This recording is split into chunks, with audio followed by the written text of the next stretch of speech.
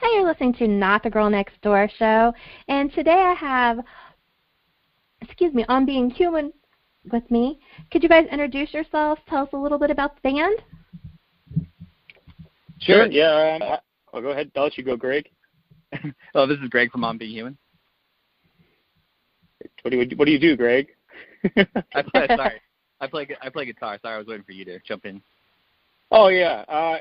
My name is Travis, but in the band I go by Atlas Drake. I am the singer of the band, and I sing in the band. Yeah, so we're an alternative rock band from Southern California, Orange County. We've been around for 10 years, and we're just gearing up to release a new record called In Search of Adam, and we just dropped our second single called Take Me Away. So how did you guys meet? Well, we're just friends, but no, I'm just kidding. Go ahead, Greg. I was playing in a local band, and in college, one of my best friends, like his roommate, was the old singer of On Being Human, and I heard him like my freshman year of college, and I was like, oh, this band's cool, like we should play shows together. And I think you guys they were called a different name. They're called Ocean Daybreak back then, but that's how I met Travis. And a couple of years later, I joined because my band had broken up, and I kind of just wanted to play music again. At that time, you were working for you were doing soundtracks for a video. I think a Nintendo Wii game or an Xbox game. I can't remember what it was. Yeah, I think it was Alien Monster Bowling League. Wii game. Yeah, it was and Alien Monster Bowling League. And I was working for a video game company doing a soundtrack for that. And actually, me and you, we'd pass back and forth different ideas every once in a while. Yeah, we bonded over video games. Yeah, totally. So. That's pretty cool. Yeah. And that's something that the band still does today. Actually, we did a video game called Strike Tactics, which was like an online strategy RPG, sort of like StarCraft. And On Being Human, as a band collectively, we did the soundtrack for that. So we did about an hour of instrumental material, which is actually kind of very much like the music that we play already, just no vocals and kind of less guitars, but like very heavy in the sound design world and electronics, because we use a lot of that element in our music. So how did you guys come up with the name On Being Human? Because it definitely is a name that sticks out. On Being Human is a poem by C.S. Lewis, kind of like, On Being Human, like that's the poem. I was just reading it, but it's kind of like the correlation.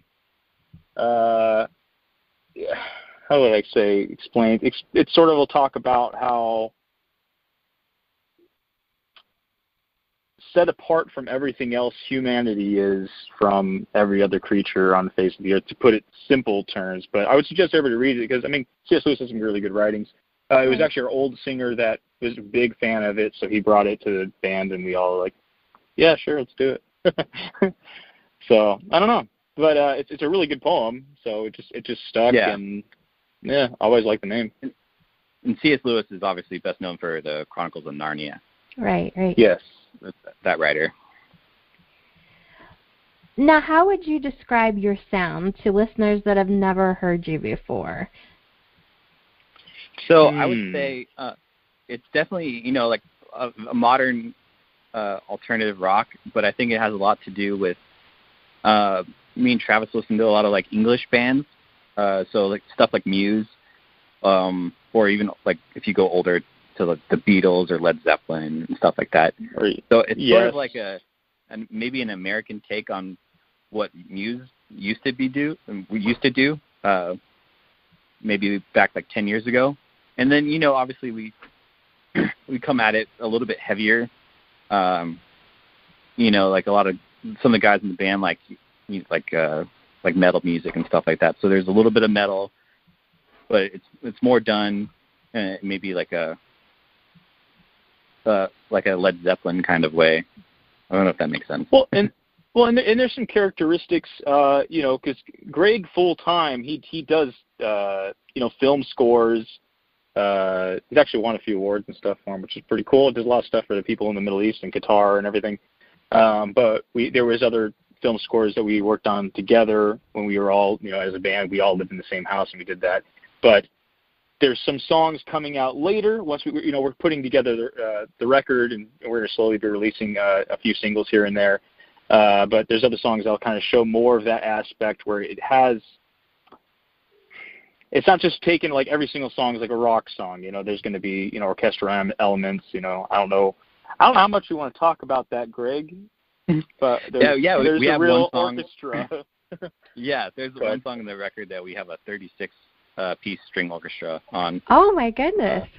Well, actually, there's a few songs. Yeah, and another song that has 24 pieces, but like the big one is it's like full string orchestra, and I arranged that. So there is definitely elements of soundtrack that mix in with our music, in both like maybe film scores and sort of video game music even. Yeah. So there's a kind of like an epic feel that you get from some of those soundtracks that we try to incorporate as much as we can into like a rock set. Yes. Well, you kind of went over it a little bit, and one of my questions was, what kind of musical influences? Like, what are some bands that influences your sounds as a whole? Everyone comes from a slightly different angle. So for me personally, I love. I grew up on Metallica, so there's always like a part of me that loves that kind of music. But more lately, I love Nine Inch Nails, and I love Muse and 30 Seconds to Mars, and even bands like Bring Me the Horizon. But then also there's, obviously like Hans Zimmer and Thomas Newman and like composers like that. Nobuo Uematsu, who's a Japanese composer. Like those are also big influences on me. What about you, Trav? Well, I guess my favorite band of all time is the Rolling Stones. So I like a lot of the stuff that, Mick does and everything. He's very, very animated, and a lot of dynamics where, singers, sometimes they'll just be belting the entire time from verse to chorus, to bridge, back to the chorus, do that whole sort of thing, where I try to, I don't know how to say it without sounding, cheesy and pretentious, but to give it like it has a journey. You're going to have elements where I'll go to where I'm singing to a whisper, and then, crescendos in the choruses and all that sort of thing, So I take a lot of influence from him, and I listen to a lot of older music, not because I'm one of those guys that are like, oh, vinyl's so much better and all this, it has nothing to do. It's just, I don't know, I guess I was raised hearing older music, and it just resonates with who I've, become through time or something. So I don't know. But I get compared a lot to 30 Seconds to Mars. I don't particularly listen to them a whole lot. They do have a couple tracks that I think are pretty good. But I get that comparison anytime somebody, I show somebody it or whatever. But I don't know. I had a couple bands, and I'm sorry if you completely hate comparisons. I'm not saying you sound like these bands at all whatsoever. Vocally, a little bit, maybe one of the bands kind of remind me, but overall, the other one is maybe geared towards more guitar riffs and just your overall persona from what I've seen on YouTube. A little bit of Mars Volta. And oh wow, okay.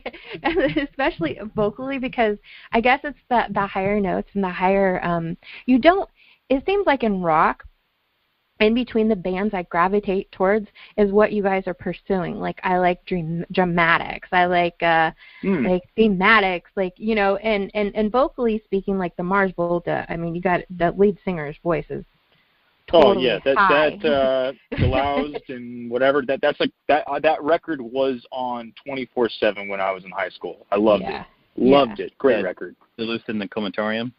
Deluxe, is that what, I can't remember what it was, but yeah, I loved it, man. Well, the Widow, even the record cover, I would just stare at it. The Widow is great too. It's twisted. It's got that little. It's like the videos were twisted and the lyrics were twisted, and then like just an overall sound. I figured I didn't know if you guys would say this is one of your influence, but like an overall sound, like not vocally speaking, but a little bit of early Clutch. I don't know. I hear some Clutch. Wait, so who? What? Clutch. Clutch. I need to pause this. I just heard about them today. Somebody asked me if I've ever heard of them, and I haven't, but now I have. And now I could say I've heard about them, but I've never listened to them. That's really bizarre that you said that. You got to go back to the first stuff they put out, though, if you really want to, like, see where I'm coming from, because stuff that they do now, like, they kind of have that. Okay, so I'm comparing, like, your overall, because I went back and listened to some of your older stuff, too, but with Take Me Away, and we'll talk about that in a little bit, about the video and the song, but just Take Me Away, Clutch had that kind of, like, I don't know, that sense of humor, or, like, that darker tone, or, like, I don't know, there's something about Clutch that reminded me a little bit of you guys, but that's I got to hear. I already told somebody else I was going to listen to them, so I'll definitely have to check them out. Definitely, their newer stuff I'm not as big into as I was. Like, I've seen them in concert, and I loved them, like 10 years ago, but not so much their newer stuff. So. Well, if they're listening, guys, bring it back to where it was. they have a pretty huge following, so I don't know. I mean, I'm not going to say they sold out, but, there's just some of those bands where the early stuff is the stuff that draws me in, and then, like, they go away from that sound, and that's fine. That's fine if they go away from the sound. That's the way it goes. And then sometimes all bands do. Yeah, sometimes it goes backwards, like The Plot in You. Like, I just started liking them this past year. And when I went backwards and heard some of their stuff from when they first began, they were pretty heavy screamo, and that's not my style. But now they do a lot of melody mixed with the rougher stuff. So it just depends. It's all, I'm in it for all of it. So how does the musical process work for you guys? How does On Being Human make songs? Do you guys have one writer? Is it a collaborative process, or how does making music work for you guys? I'll let you start that, Greg. It's changed over the years. Our first record, like, we actually we were a bit young, and like we got signed to a label, and they flew us to Germany, and we had like a proper producer and stuff like that. And it ended up not working out very well for us, and we got like sent home. So like our first like record and the EP after that was very much like self-contained, and I sort of acted as the producer, I guess, but everybody would everybody had like a Logic and a studio set up. We all lived in the same house, and we'd bounce ideas off each other, and I would just kind of organize it all. But this last record, we worked with a producer named Arnold Lanny, and he's like a big Canadian producer. He did like Our Lady Peace, Simple Plan, One OK Rock. Did you say comedian producer? Canadian? It sounded like comedian. What's the difference? I heard Canadian. So, he definitely, like, he pushed us to come at it a little bit differently. So before, we would all be working on computers and, programming and, like, laying down everything and recording it. For this record, we brought in maybe 30, 35 songs, and we learned them as best as we could, and then we would play in the room, in the room together, and he would just basically tear us to shreds, and then we'd break down the song and rebuild it. Well, a lot of recording setup. Go ahead.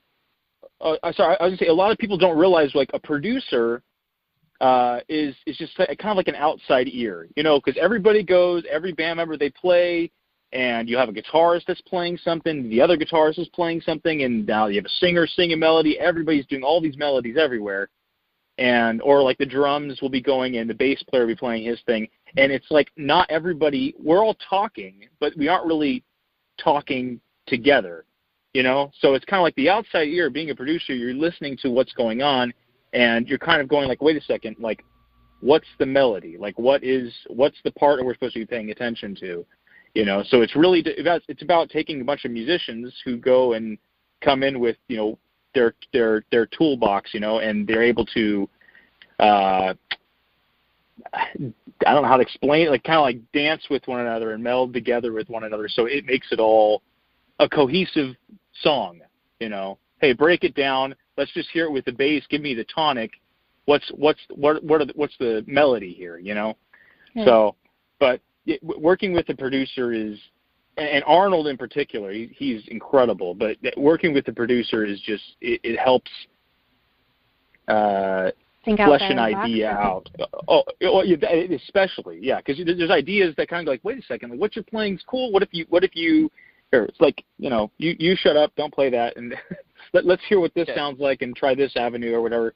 It just makes you think in a different way that you never would get that way just, being 5 musicians in a room. It's just, I don't know. I don't know how to explain it, I guess, unless you've kind of been through the process. But, yeah, Arnold's just a genius. He's a really, really has a really, really good ear for melody in particular. Yeah, been a pleasure working with him. It was nice having, sort of a benevolent dictator who was able to, yes. To control the situation. So it's not like if I, looked at Travis and you're singing the wrong note, man. And Travis was like, well, no, you're playing the wrong note. Right. It's more like the producer can step in and no. You both suck. Bass player. No, okay. Right. He's playing the wrong note. So it was some positive, constructive criticism. Oh, totally. Yeah, you're only as good as the members of your band, right? So if you bring in Arnold's, quite a bit older than us, and he's had, #1 songs and diamond records. Obviously, there's a well of experience for us to draw from and to learn from, so that we can become better musicians as we made the record. Yeah. So tell us about the latest song that you guys have put out, with "Take Me Away." Tell us a little about the song, and tell us about the twisted, funny, dark humor in the video in itself. So. Song part?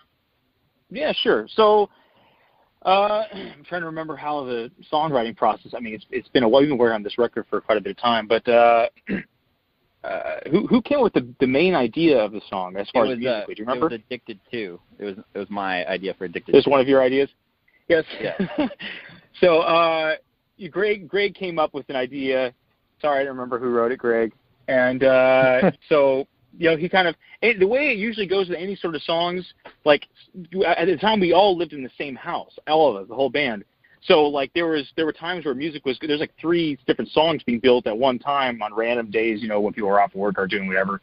So I remember I would go and listen to whatever song was being worked on, and we kind of go, oh, okay, cool. I'd write out, if I had an idea or a melody, I'd kind of pull my phone out to hum a melody, or I'd write out some lyrics. Some songs came together that way, came together quickly or whatever. But what I remember from Take Me Away was, one, I was going through a lot of kind of crap stuff in my life, as people do, and you kind of go and look at that and think, what a great idea. Let's write a song about it, so I have to sing about it for the next few years in front of people over and over again, even if you don't feel that way anymore, because life changes after many years. But anyway, so Take Me Away, I guess, to say it it sounds cheesy when you just say it, but I just didn't want to be where I was at the time, so Take Me Away is about that. But then Greg gets a genius idea for the music video to be about, if you guys haven't seen it, you guys should go check it out on YouTube and all that jazz. But yeah, so it's where I get an alien experience while after I wake up and go and look at the newspaper, realizes that aliens are out there, so I get the whole band to go and let's chase them down. And we encounter Vampira and a Frankenstein-looking dude, a vampire, and aliens and space travel and all that jazz. I was actually the inception of the idea. I was producing. Do you know the band Powerman 5000? Yes, definitely. Yeah, so I produced their last record. That's awesome. Yeah, kind of random, right? So I was hanging out with Spider, and we were talking about music video ideas and stuff because we were wrapping the record. And then I was like, what if you did something like Weezer's, Buddy Holly, I think is the song, where they put themselves in the Happy Days. Yeah. And then I thought about it for a second. I was like, no, I think I'm going to take this idea. And so I went on archive.org, and it had all the public domain stuff on there, and I was looking through the movies, stuff that I didn't have to pay for rights for. Right. And it turned out that Ed Wood had his movie Plan 9 from Outer Space, and if anybody who doesn't know who Ed Wood is, he was sort of the first big B movie director, and his movies were so terrible they were good. And he was so terrible. And it's considered one of the worst movies of all time. It was considered. Yeah. And he was so bad at now it's Trolls 2. Any of his movies. That was good. Great Troll 2. But so yeah, I watched Plan 9 from Outer Space. And I was like, this is perfect. And, like, because, like, there's aliens and spaceships and UFOs and Vampira and Frankenstein and, like, all this weird stuff. And I just watched the movie, and I was like, how can I make a story out of it? So I cut it up, all the parts that I liked. I was like, yeah, you know, if Travis, like, woke up one day and found out there was aliens coming to L.A., and he wanted to be abducted, and then chaos ensues. And so that's kind of what the music video, you know, Take Me Away had, like, a serious meaning to it when Travis wrote it. But my play on it was like, what if you just wanted to be abducted by aliens? It's great. I love it. I did too. And I know we just talked about this, you know, before we were talking, but I'm a product of the MTV age when MTV was MTV, and you know, music videos. I don't know, they're so integral to me. Like, I may hear a song and I may like it 10 times more after I see the music video, or watch a music video and like a song because of the music video that I may not even listen to before. I mean, it plays a huge part, you know, in my life, and it always has. So I think the video is awesome, and I absolutely love the song as well. So you guys talked about something a little bit, and I've talked to some bands about this. When you do write a song and it's an emotional period in your life and you do go to perform it live, is it difficult? Like, if it was a tough time and like you said, a couple years later you may be performing that song and it's like, man, I don't want to reflect back on those memories again. How does that feel when you guys are playing live? Or do you just have to turn it off and perform because you're a musician and that's what you love to do? Or, I mean, how do you feel about that? To be honest, yeah, when I'm on stage, I don't really think about what I'm singing anymore. It's just about making the show the best it could be, you know, entertain people, interact with people, and just make it so everybody's having a fun time. I mean, you know, it's you want to write about things that you can relate with, obviously. Right. You know, not that everything I've written ever has been something I have to relate with. Sometimes it's about what sings good as opposed to something that, oh, the lyrics could be so deep and meaningful. I'm not Bob Dylan. You know, I'm not, you know, some person I think I'm an incredible lyricist or anything. It's not to say my lyrics don't have any substance, and you know, but it's a thing where I can get up there and I could sing just because, you know, it's have fun, man. You go see a band live and enjoy yourself. You know, there's some songs that are more serious, and I do have something that means something in it, but then there's other songs that you could just, I guess, as you said, turn it off, you know. So, but I'm not going to let a bad situation in my life get in the way from, you know, what I think's a good song, you know. So how does it feel when you see those fans singing your song and you see them mouthing back those words that, or jamming out to your music? I mean, and all your hard work that you'd put into it. How do you guys feel when you play live and you see those fans like that?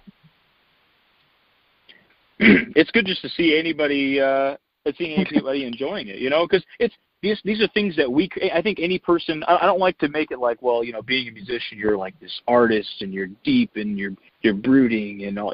You know, we're guys that like to make music. We like it to be fun and people to enjoy. You know, just have an element of kind of like what old rock and roll used to have. Not that we're like a, you know, classic rock band or anything like that, but it was like people getting up, having fun, and it's good to see people enjoying listening to something we've created, you know. So it's like any artist, when you go and you make something, you know, any form of art, like it's good to see people enjoying your art, you know. Yeah. But yeah, that's I mean, that's what I think. Oh, Greg, what about you, Greg? Like you said, it's just interesting. Like, because you spend so much time, like, you know, working on songs in the studio and stuff like that. So when you do get out and you play and there's people there, it's almost like a shock. It's like, oh, people like it, you know. Like it's not just me or me and the band, you know, that you spend like a year in the studio or something like that, you know. So we're just grateful that anybody even listens at all. Yeah, you guys have a pretty solid. I mean, I feel like we're in some reality show from the future or something to talk about stuff like this, but you guys have a pretty solid following on Facebook, and I hate hate looking at the numbers because, you know, I love bands that have 150 followers to bands that have millions of followers. So the numbers mean absolutely nothing to me. But you guys have a pretty solid following. I mean, to, you know, just hope that people love your music because, I mean, it seems that you guys have, you know, the following and the fans there with you. Yeah, it's a weird thing. Facebook. Okay, go ahead. I'll let you talk, Greg. I was trying to cut me off. Sorry, I was just going to say rock is hurting. Yeah. So, like, whenever I see people, like, who just listen to, like, it's almost like it's extra special because it is rock, and, like, it's slowly, like, dying away, and, like, we'll stick to it, you know? Like, that's what we love, you know? So, like, there's, like, an element of, like, that, you know? Yeah. I don't know what you're going to say. I was going to say, like, Facebook is like it's one of those ones that people will gravitate toward. But we get like weird thing on our YouTube is we don't have like a YouTube following. We used to back in the day. We used to do like video game covers and stuff here and there. But with YouTube, it's a weird thing where the views we get aren't on our uploads. Like we have like Take Me Away, or I guess Ultraviolet, White Gems in the Sky. That song is reposted by so many people, especially, which is odd to us, the anime community, where they go and they'll take our song and they make a whole music video with it, whatever anime is their favorite anime, and they do a whole and they do a really good job, and they'll get like 50,000 plays. We have some videos that are up to like 100,000 plays, and it's our song, and they'll take it and they'll speed it up sometimes. What do they call that? Nightcore. Nightcore, where they take the song and it sounds like they just double the speed, and they go and they'll make a whole music video to it. Oh, wow, okay. It's really bizarre. But yeah, that audience, for whatever reason, has gravitated to the sound or whatever. It's pretty cool. Yeah, it's odd that every song that we come out, maybe we're playing at the wrong tempo, because every song we post now, people they do Nightcore versions of it, and I don't know. I don't think it's double, but I think it's like 25% faster, and it's also 25. Yeah, that sounds right. So yeah, like White Gems in the Sky, like we posted it, and I think maybe it has like 10,000 views or something. It wasn't even a real music video; it was just like a lyric video. We didn't push it very hard because it was kind of an old song. And then I don't know, we probably had like 100 people repost it in different versions and anime like covers and stuff, and it had like 600,000 or 700,000 hits on all these other pages, cumulatively. You know what I think is difficult though, and there's nothing wrong with this, because I listen to my core music channels on YouTube all the time. When the artist posts it, but then you give it to like say Space on Travel, and like it blows up because of all the followers that the channel has, and that's just crazy. I mean, there's nothing wrong with it, because I'm obviously looking on those channels too when I can't find music, but they pop up in your search results more too. So I don't know if it has to do with like maybe they're pushing it with the paid ads, or I have no idea. I would assume so, but yeah.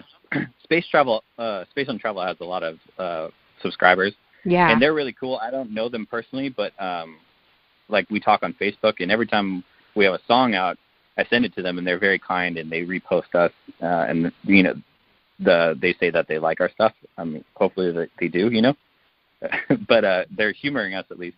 And then also Montage Rock. Yeah, I know them too. They were the ones that first posted, I don't even know how they got it, but they posted White Gems in the Sky, the song that we were talking about. And it got like 100,000 views, and then they accidentally deleted the video. And I was like, hey guys, what happened? They're like, oh, we'll re-upload it. Got another 100,000. And then it like spread. Like quick too. Something I think is incredible is, so there's people, like us, where we love making music. I mean, we enjoy listening to music. Like it's something like every once in a while I'll put something on or whatever. But like making music is like that's the greatest thing on earth, And then there's people like Space on Travel, Montage Rock, or where it's like they're obsessed with listening. And I think that's like the coolest thing. Like it's like every band's dream to have somebody that's like that. And clearly it's really popular, because you see on YouTube people they're taking our songs, they're reposting it, and just because they like it so much, they want to go and make a video to it or whatever. There needs to be more fans like that, you know, that are passionate about just whatever they're listening to, that they share it with everybody, you know. It's super cool. I think it's really, really cool. Very flattering. Well, and that would be me. I would be one of those fans because, and I'm not, when I go on YouTube, that's not my first. I'm not like, oh, let's see what Space and Travel has on. My first is, you know, I'm looking at recently uploaded because I'm always looking for new music. Like, it just grabs me right there. And when it's there, that's first. 9 out of 10 times it's going to be Space Untraveled or Montage Rock or one of those bigger places. But, you know, I don't always love everything that any of those channels post, but I listen to it. I mean, because especially Space Untraveled, they have a wide variety of music. I mean, they have metal, they have rap rock. I mean, they have everything you can think of, and I love things like that. So that's not the first thing that I will gravitate towards, but like, if you notice on the right-hand side, especially if you're on YouTube all the time, it's always suggested video, it's a Space and Travel video, or, you know, so. Yeah. those are the ones that pop up for you. So I guess that brings me to the question that's related. How is the rock? You mentioned that, you know, rock is dying, and I've heard people say that. And I've talked to bands from all over the world, and this seems to be the case all over the world, where I live, we're close to a college town, and rock music is nothing. 10, 15 years ago, I mean, you go to a small club and you go to a small bar, and any name rock band could sell out the venue, no problem. Sure. Nobody had to hear them before. Now it's like pulling teeth to get bigger name acts to shows. I mean, 10 years played a show in the town that's close to me, in a college town, and I was embarrassed to be there because I felt sorry for the band. Because, and granted, 10 years isn't a huge, you know, arena band, but they're a pretty big name, and there was probably 50 people there. So how is it where you guys are? How is the rock music, I say, you know, cheap word, quote, quote, scene where you are? How hard is it to get out there and rock? It's well, where we're originally from is a town called Temecula. It's closer to San Diego than LA. And we just gave up on that because there's just nothing. There's no venues, and, like, you can't even play, you know, like, other than bars, but then they want covers. That's not really like our thing, you know. But Orange County is doing well for rock, I guess, comparatively. So that's like where we tend to focus. But the problem, I guess, with LA and the greater LA area is it's just so saturated that I think people are very jaded to, like, you know, quote unquote local bands. Yeah. So it's like pulling teeth to get people to go to shows. Now, if you play like a legit venue, like we do well at like House of Blues, when we do play there, like people are more inclined to come to like a nicer venue. Right. Because it feels more legitimate, I guess. Or, you know, if we open up for like a bigger band. And so it's tough though. Like, and you see there are a lot of bands, and there's a lot of like cool like indie alternative acts, you know, that are coming out. They're doing their bands, but they're not like straight rock music, and they're doing well. But like for hard rock, it's kind of tough right now. Well, you have a few things going on as well. I mean, obviously, you have the hip-hop culture is I don't know if they call it hip-hop or rap or whatever, but that's becoming a big thing. So it's kind of outdoing everything else. I think Drake's doing 6 nights in L.A. in a row, all sold out. Wow. Yeah, right. Yeah, so, I mean, that's they run the industry at the moment, and I mean, and maybe for a long, long time, and that music is easier. I don't want to say easier to produce because it's not like there's no talent there. There is talent there. They're clearly making a music that is marketable, that clearly people enjoy. You know, they aren't guitars. They're not basses and drums and singers and all that stuff. But I think it's just kind of the way it goes. You know, you have it where even down to, you know, people doing gigs, like people, bands, musicians, just play like gigs for, I don't know, school dances or weddings or whatever. Nobody's hiring bands anymore. It's a DJ. And what are DJs playing? They're playing music that's primarily electronic that people dance to, because not many people dance to music that involves actual instruments these days. Not to say they don't play classics. I mean, those are always going to exist. Right. But as far as newer music, I don't know. And producers don't really want to work. Like rock producers, like the classic, all these ones that made these bands even all the way up into like the 90s, early 2000s, they don't want to work anymore because people don't pay for music. And, I mean, why should they have to lower their prices for their talent, you know? So bands don't want to pay the amount it costs to make the record, and people don't want to pay for how much the records are going to cost to listen to, you know? Because everything's changing. I don't know what's going to happen with the new law that just passed that got signed in as far as royalties for artists and stuff, but I don't know if there's going to be much of a change there for, I mean, well, I guess smaller bands, I don't know if it's going to affect them at all, but there's a lot of politics that go into it all that I think the average listener doesn't, they're not privy to, you know, but it just somehow, it's just shifting the market. Because people that used to listen to rock don't listen to rock as much as they used to. I mean, clearly, look at the numbers. Look at what's streaming. Look who's on the cover of Billboard magazines or all that. Look who's going out in the forefront now. It's not rock bands as much, you know. And even bands that aren't necessarily. Well, go ahead. No, go ahead. Because there's a point. I was going to say, like, well, so this is the last thing I'll say. Like, you have like bands like Coldplay are now going and doing songs with Rihanna or with, like hip hop artists and stuff. Like they're blending together because they're realizing like we have to go and meet up with that culture, like that music culture, you know, because that's what's in.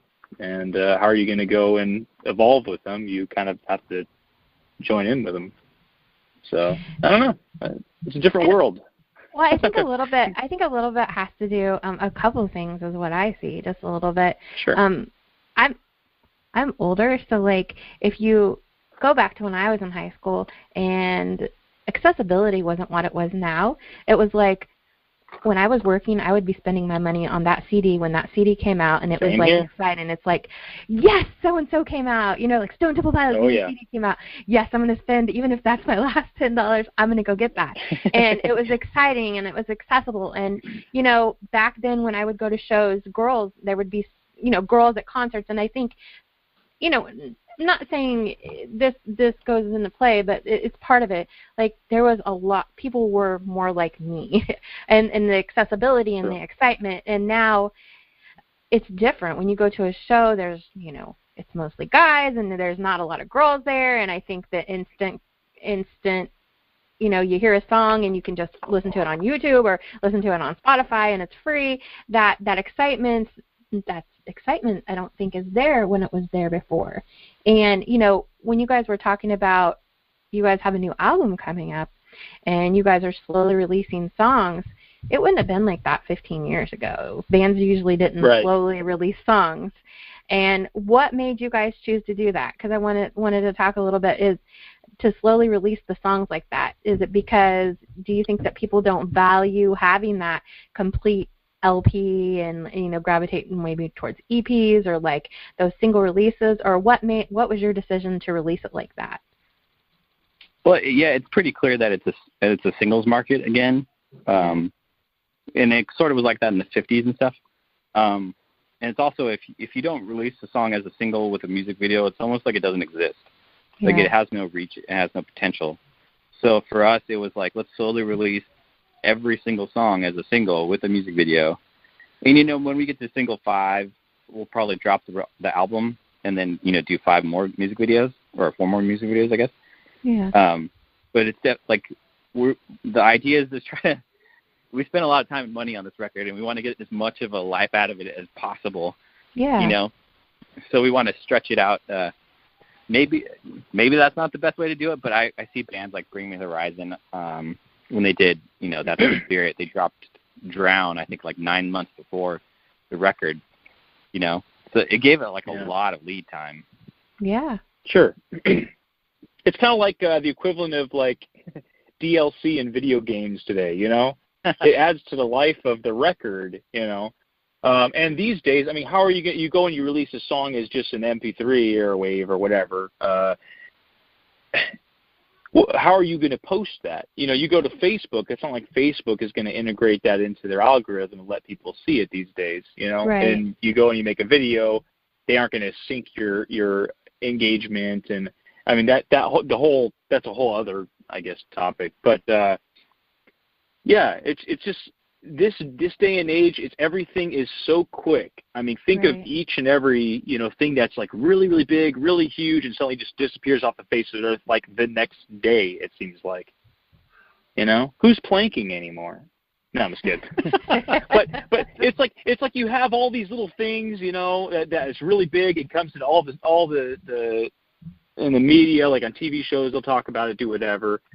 But yeah, I don't know. There's just so many different. I think that's like one of the biggest things is just that there's nothing that holds people long enough. So doing it as a single, it's like, hey, cool, new song, check it out, and suddenly they go listen to other songs they want to listen to, and you know that's the way life goes. I think it's a smarter way to do it, and once it comes out again, everybody's excited to hear something new. I agree, and most bands that I talk to are doing it like that as well too. They're dropping it, you know, single by single, and then releasing their EP or, you know, full length album or however they do it. Because of that, I mean, people like you just said, attention spans are horrible because everybody's doing 100 things at once, you know, on their phones and their computers, you know, whatever. So definitely, I agree. Yep. So what do you guys have the album dropping? Is that dropping this year, or do we not have a date, or what's going on for the rest of 2018 for On Being Human? So I don't think the album will come out this year. We'll drop another single though. We have two songs already like shot, and we have music videos for. And then we're sort of like planning out another one. So it's just kind of picking what song is next, you know, because we just released Take Me Away, and it kind of has like a funny video. Yeah. We have another song that also kind of has a funny video, so we don't want to like back those two up together. So we might release something more serious. We have a song called Coming After You. It's way darker, way heavier, completely different aesthetic. So that one might be coming out next, and it seems like a good winter song. I don't know. What do you think, Trev? Yeah, let's do Coming After You next. You heard it here first. Yeah. So what about a supporting tour? You guys plan on doing a supporting tour? Have you guys toured before in the United States? We've never done like full length tours. No, we've done festivals and we've traveled and stuff like that. We were doing. There was a big festival called MagFest in Maryland that we were doing every year for a while. And again, we always get we're like pretty connected in the video game culture. So like I guess that like explains like the anime covers and the video game covers and stuff like that. So we'll do stuff. Touring the winter is always hard, but I was just talking with Spider from Power Man again, and I think we're going to try to do some shows with them. That would be awesome. You hear it here first. No, I'm just kidding. No, that would be awesome. They come to Illinois pretty often, so that would be pretty cool. Yeah, with the Machine Shop, right? That's in Michigan, but they do Power Man 5000. I think has been to a place called the Forge in Joliet. It's about an hour and a half away from me, and they come there pretty often. So that would be cool. I would definitely come up, and that would be an awesome tour. So that's always a potential, and I work with other bands too. So it's good to have like friends that are doing better than us. So I could work on their records and be like, hey, let's play a show together, and we can open for them or whatever. So where can people find your music? I mean, obviously we talked about YouTube. Where can people find your music? Do you guys have merchandise, website, all of that going on? Yeah, onbeinghumanmusic.com leads to our Bandcamp. And we have all our merch and all our music on there, and including some music that's not on iTunes. Video game soundtracks, film scores. Yeah, covers and stuff like that. Obviously, all the digital media, like providers. We're on everything. We're on Facebook, pretty much everything / On Being Human. The only one that's not is Instagram. It's On Being Human Band. But yeah, if you put in our name, you'll find us somewhere. Well, I thank you guys for talking to me today. And anytime you guys want to come on and if you guys want to premiere your new music video or new song, I'd be happy to get you guys on to talk about that or do that for you on Rock Ridge Radio. So I appreciate it. That would be great. Thank you very much. Very grateful for that. Yeah.